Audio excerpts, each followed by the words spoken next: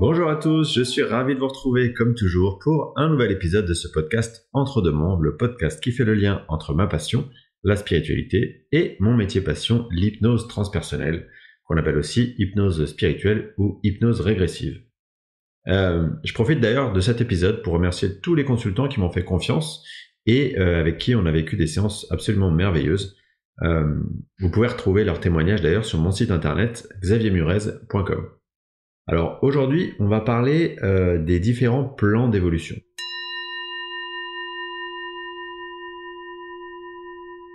Avant tout, je tiens à préciser qu'aborder ce sujet en 10 minutes, c'est forcément le vulgariser à outrance.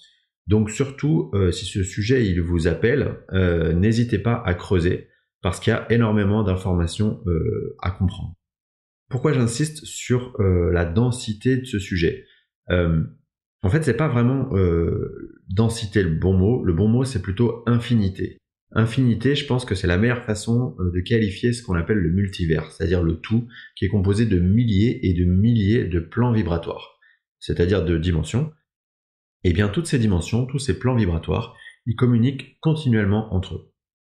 Donc aujourd'hui, le parti pris, c'est de schématiser le sujet pour essayer de regrouper ces plans vibratoires en 7 catégories, donc forcément quelque chose de très simpliste, en 7 zones. L'idée, c'est de dire que vous avez compris que l'objectif de toute âme, c'est d'évoluer, de progresser de plans vibratoires, donc de zone en zone, jusqu'à se fondre à nouveau dans la source qui est l'origine. Donc c'est comme une sorte de boucle. En parlant de boucle d'ailleurs, certains pensent que une fois qu'on est revenu dans la toute première zone, ce qu'on appelle la source, eh bien on repartirait faire l'expérience à nouveau de toutes les zones. C'est ce qu'on appelle le concept de boucle cosmique. C'est notamment un concept qui est défendu dans le livre Conversation avec Dieu de Neale Donald Walsch. Quoi qu'il en soit, revenons du coup à nos moutons, ou plutôt à nos 7 zones vibratoires. Je vais partir de la moins élevée volontairement pour arriver jusqu'à la plus élevée. La zone aux plus basses fréquences, c'est nommé le bas astral. Vous avez compris qu'il y a un lien entre évidemment fréquence vibratoire et dimension. Alors je sais que j'ai dit que j'allais parler de cette zone, mais pour le coup dans le bas astral, je pense que c'est important de le scinder en 2 catégories, qui sont d'une part le très bas astral et d'autre part le bas astral. Le très bas astral, pour le coup, c'est l'endroit qui vibratoirement est le moins élevé. C'est celui qui est peuplé des entités les moins sympathiques. De ceux qui, notamment, lorsqu'ils étaient incarnés sur Terre, ont eu des vies dédiées à faire souffrir leurs semblables et qui, une fois sortis de leur corps physique, sont pas vraiment sortis de ce jeu et donc ils continuent à vouloir nuire à tout prix. Sur ce plan-là, on peut également rencontrer des entités qu'on appelle non humaines, et notamment celles qu'on appelle les reptiliens. Je pense que j'en ferai un podcast dédié. Ces reptiliens, ils ont une grande force énergétique et ils vont chercher à manipuler toutes les énergies qui s'y prêtent, toutes celles qu'ils peuvent manipuler. C'est entre autres d'ailleurs ce risque que prennent les gens quand, un peu naïvement, ils s'amusent à faire ce qu'on appelle du spiritisme, notamment la Ouija. Et je pense que ça aussi, ça fera l'objet d'un épisode spécifique. À l'inverse, le bas astral, lui, c'est un endroit un peu différent, un peu plus élevé vibratoirement parlant, parce que les âmes qu'il compose, en fait, elles cherchent pas forcément à nuire. C'est plutôt des âmes qui sont en détresse, qui sont perdues, ou dans un attachement encore très présent à leur existence terrestre, qui fait que de fait elles peuvent pas percevoir ou elles peuvent pas comprendre que pour poursuivre leur évolution, elles doivent changer de plan. Pour ceux qui d'ailleurs souhaiteraient comprendre les raisons qui font que ces êtres ils peuvent être amenés à rester dans le bas astral plutôt que de remonter sur les plans supérieurs, je vous invite à écouter l'épisode 10 du podcast Entre deux mondes, celui qui concerne la libération des défunts. C'est tout à fait cette catégorie d'âmes en errance donc que les passeurs d'âmes, ceux qu'on appelle les passeurs d'âmes, vont pouvoir aider à ascensionner vers des plans plus élevés. Et c'est aussi donc cette catégorie qu'en séance d'hypnose transpersonnelle, on va également pouvoir aider à ascensionner. Alors, les 3 prochaines zones vibratoires, donc la 2, la 3 et la 4, c'est celles qui nous concernent nous directement en tant qu'âme incarnée. Si vous avez déjà écouté le podcast sur les vieilles âmes, vous allez faire le parallèle avec l'évolution de notre âme dans notre parcours terrestre. La zone 2, donc celle qui est vibratoirement la plus basse, c'est celle qui est juste au-dessus du bas astral, qui est composée de basses fréquences. Et donc, vous avez compris que les personnes qui s'y trouvent, elles ont une fréquence vibratoire assez basse, et ça pour de multiples raisons, qui peuvent être entre autres des maladies physiques, des maladies psychologiques, ou encore des attachements d'entités. C'est des personnes qui ont ce qu'on appelle un taux de vitalité assez bas, et donc ça va affecter leur fréquence vibratoire. La zone 3, c'est la zone qui est peuplée de la grande majorité des âmes incarnées. C'est en gros la zone des personnes qui vont suivre le mouvement sans véritable recherche spirituelle. C'est des gens qui sont assez conditionnés par leur environnement, hein, la famille, la religion, la culture, la société, et qui vont facilement s'adapter à cet environnement-là, à ces groupes auxquels ils appartiennent. Ils sont donc pas intéressés par l'origine de leur existence ou par son sens, ni par l'après, c'est-à-dire ce qu'il y a après leur existence. C'est ce qu'on appelle des consciences endormies. Et ces consciences endormies, ça donne des consciences facilement manipulables. Ces personnes, elles vont rester dans ce conditionnement jusqu'à ce qu'un événement les pousse à se poser des questions, et c'est à ce moment-là qu'elles vont commencer à élever leur niveau de conscience, à élever leur fréquence vibratoire et à atteindre la zone 4. Cette zone 4, c'est donc celle qui est constituée des âmes incarnées qui sont soit en cours d'acquisition d'une conscience spirituelle, soit qui ont déjà acquis une conscience spirituelle. Ces personnes, elles ont déjà eu de nombreuses incarnations et leurs multiples expériences, elles ont fini par leur faire se détacher du jeu, J-E, c'est-à-dire de l'ego, pour prendre du recul sur le jeu J-E-U, c'est-à-dire la pièce de théâtre qui se joue dans une incarnation sur Terre. Donc, les êtres qui débutent le réveil spirituel, ils vont commencer à se sentir appelés à faire le bien, à plus de respect, à aimer leur prochain, à s'intéresser aux autres, et c'est des gens qui vont aimer généralement le travail bien fait, qui vont aimer prendre du plaisir à faire plaisir aux autres. C'est des personnes qui vont agir encore un peu cachées, de peur de trop sortir du cadre et d'affronter le regard des masses. Pour les caractériser, c'est comme si on pouvait dire qu'ils sentent qu'il se passe quelque chose en eux, qu'ils ont une attraction vers un monde un peu différent, plus aimant, plus spirituel, mais ils n'arrivent pas toujours ni à le comprendre, ni à le mettre en application. Alors que ceux qui sont déjà avancés sur cet éveil spirituel, qui sont dans cette même zone 4, eux, ils vont vivre une spiritualité assez décomplexée. Ça va pas forcément rimer avec une vie calme et paisible, hein, parce que ça reste le choix de l'âme que de vouloir expérimenter des épreuves douloureuses pour évoluer plus vite, mais on va retrouver dans cette catégorie toutes les personnes qui sont dans le soin aux autres, toutes les personnes qui s'intéressent de près à l'origine et à la finalité de leur âme. Il y a fort à parier que si vous écoutez ce podcast, eh bien vous soyez déjà dans ce cas-là. La 5e zone, c'est celle qu'on appelle le haut astral, par différence, vous l'avez compris, avec le bas astral. Cette zone, elle est extrêmement vaste, puisque en fait, elle est le domaine de toutes les âmes non incarnées. Et donc, dans cette zone, on va pouvoir y retrouver les défunts qui n'ont pas forcément une maturité d'âme élevée.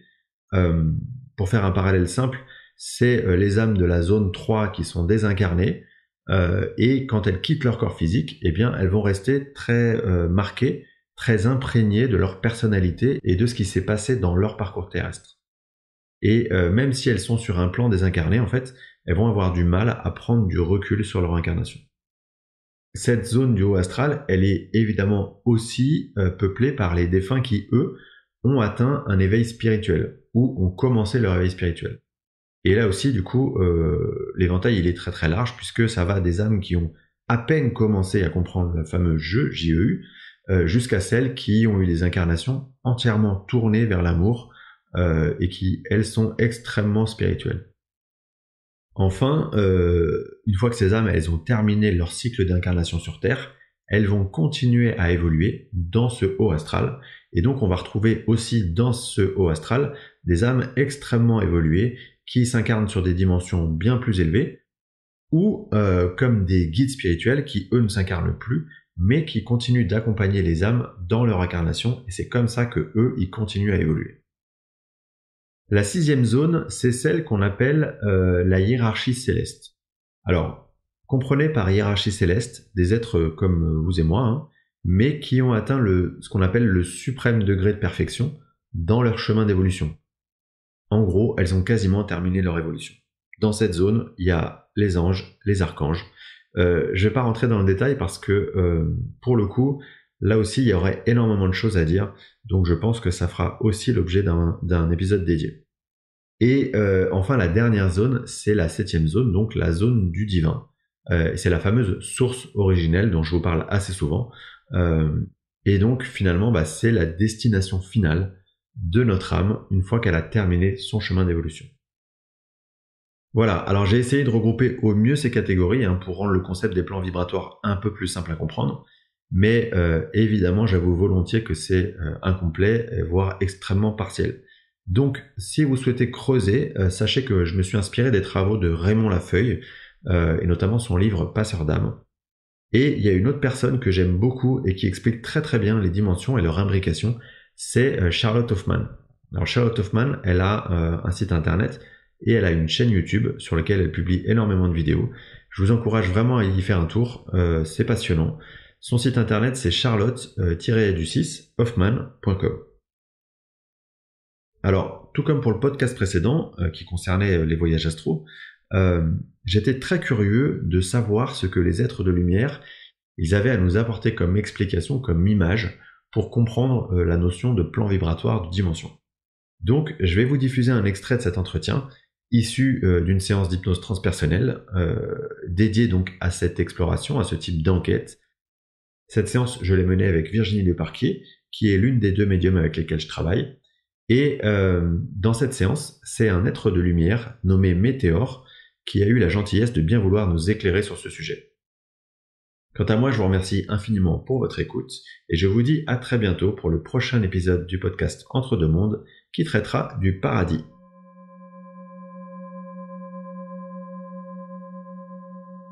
Et on va demander à Météore, du coup, s'il peut nous expliquer, nous donner une image pour comprendre ce que c'est qu'un plan d'évolution ou ce qu'on appelle aussi une dimension. Alors là encore, je vois des couches. Comme des couches qui se superposent, c'est ça? Oui. Et ça monte. Alors ce que je vois, c'est comme en bas, la vie terrestre. Ouais. Ensuite, comme une fine couche. Et ensuite, je vois comme plus ça monte et plus c'est pur. C'est pur, c'est ça? Oui. D'accord. Là, je vois vraiment comme l'évolution d'une âme, en fait, à partir du plan terrestre, ça monte. Et ensuite, d'autres dimensions. Oui, on me montre bien tout en haut où les vibrations sont exponentielles. C'est-à-dire, c'est même très trop illuminé pour que vous puissiez voir. Oui, ça me fait cette impression d'une montagne. Comme si on n'arrivait pas à voir en haut, c'est ça? Oui, tout en haut, c'est trop lumineux. Et c'est des dimensions comme si on pouvait pas y avoir accès.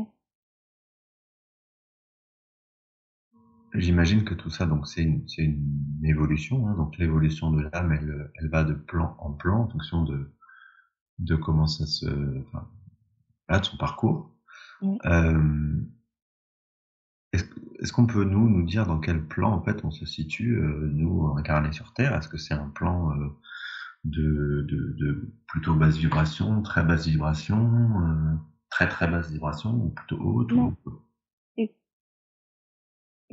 C'est comme la vibration première, en tout cas sur mon chemin, c'est la première. D'accord. Comme la naissance, comme complètement différent des plans supérieurs. La différence pour nous, c'est la matière.